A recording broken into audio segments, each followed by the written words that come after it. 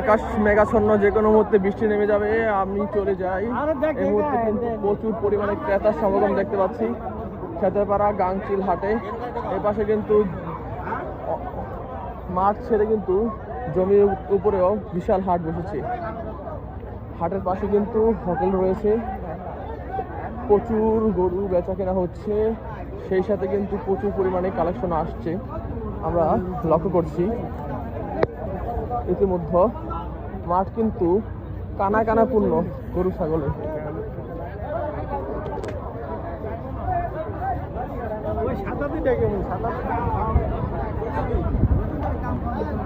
আকাশ কিন্তু পুরো মেঘাচ্ছন্ন, যে কোনো মুহূর্তে বৃষ্টি নেমে যেতে পারে। আর এই পাশে বিক্রি হয়েছে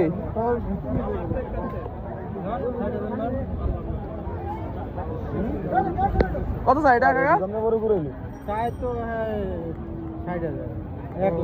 কত পেয়েছেন?